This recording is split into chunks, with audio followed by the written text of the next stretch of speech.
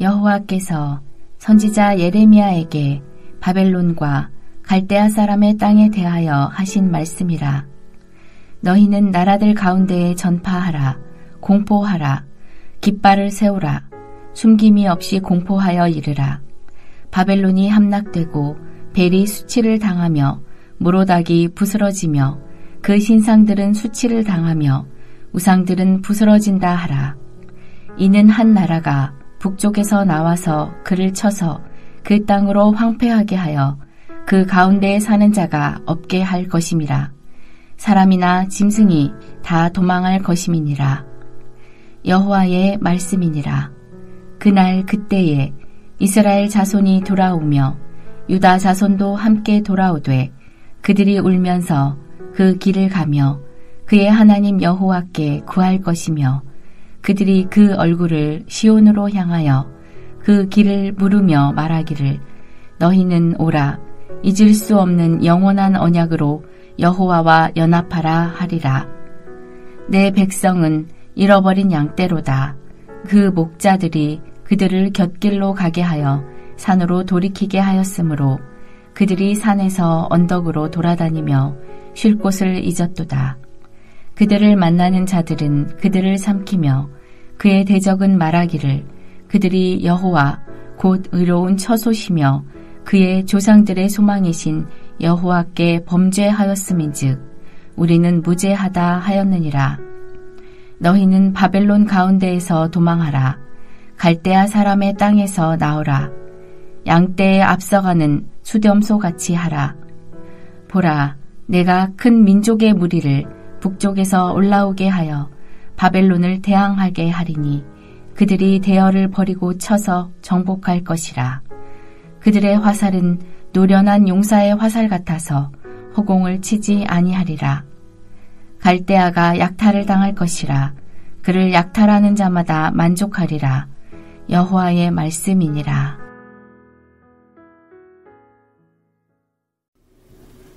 열방에 대한 하나님의 심판에 있어 정점이자 마지막은 바벨론 심판입니다.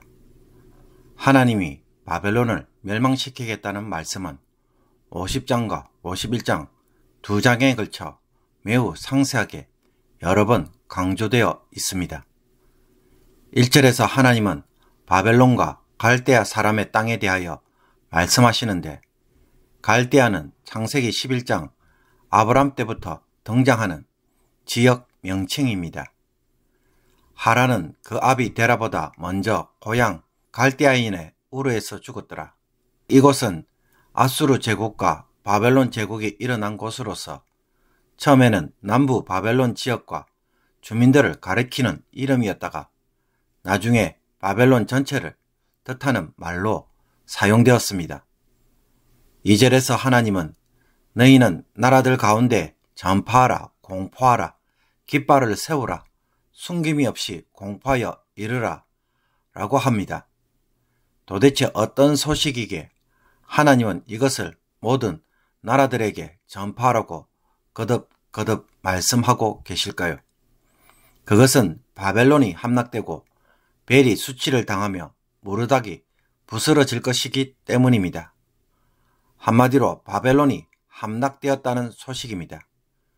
바벨론이 섬기는 수호신이자 주신은 마르독입니다. 나중에 수메르 신인 벨과 합쳐져서 벨 마르독으로 숭배하였습니다. 당시에 고대 근동에서 가장 강력했던 신으로 추앙받던 벨신 즉 마르독이 부서져서 수치와 공포로 떨게 될 것을 외치라는 것입니다. 바벨론은 주전 626년에 느부갓네살 왕의 아버지 나보폴라살에 의해 세워진 이래로 계속 급부상하면서 아수르 제국이 다스렸던 지역을 정복했습니다. 느부갓네살 때에 수많은 정복 전쟁으로 바벨론 제국은 최고의 전성기를 누렸습니다. 이런 나라가 어느 날 갑자기 멸망할 것이라고 생각하는 것은 상상하기가 어렵습니다.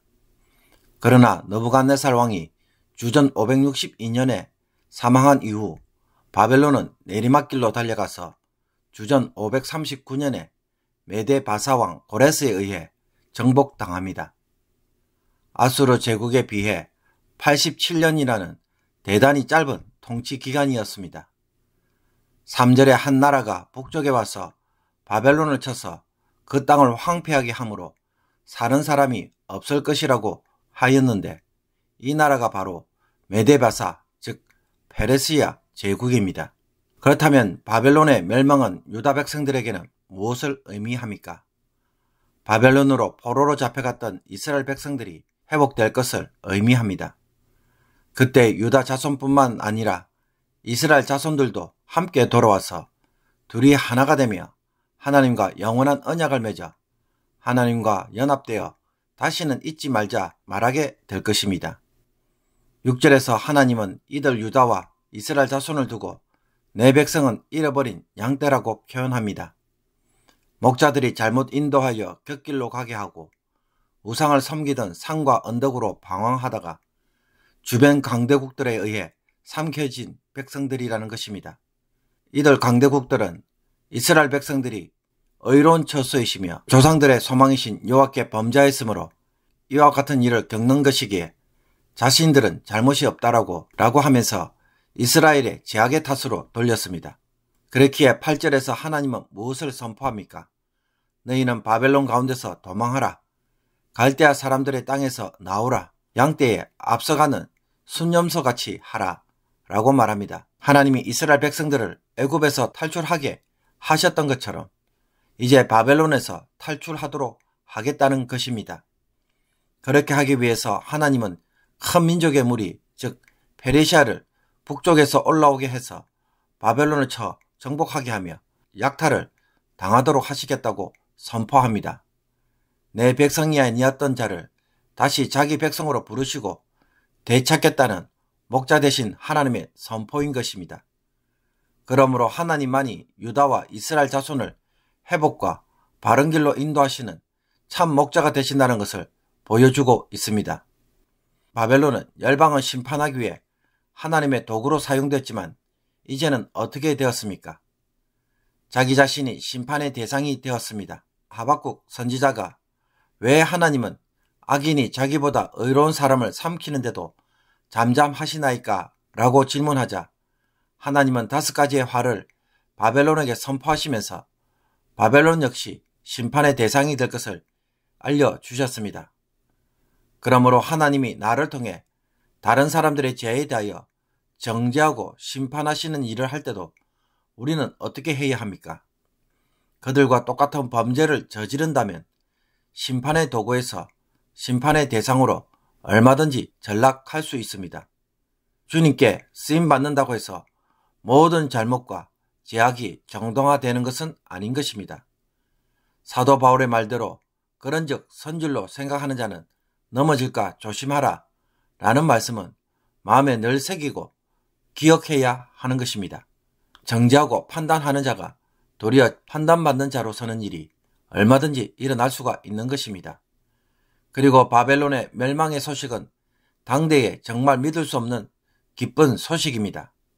그러나 그들이 의지했던 벨마르독의 신상들이 부서져서 수치를 당하듯이 하나님은 그와 같은 일을 반드시 하시겠다고 선포하셨고 실제로 역사 안에서 그와 같은 일이 성취되어졌습니다. 그 어느 누구도 절대 권력은 없으며 권력은 오직 하나님만이 허락하실 때에 유지되는 것에 불과합니다.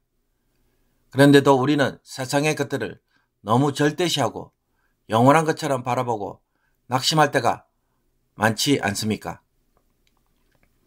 현실에서 주어진 상황이 바벨론 제국처럼 너무 강력해서 이길 수 없으니 타협하려는 마음이 너무 강합니다.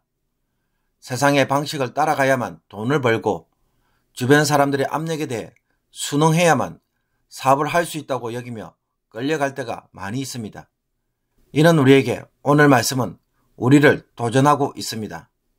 하나님은 이런 바벨론 제국을 무너뜨리시기에 애굽의 바로의 지배하에서 벗어나 출애굽하듯 이 바벨론 제국에서 나오라고 말씀하고 있습니다.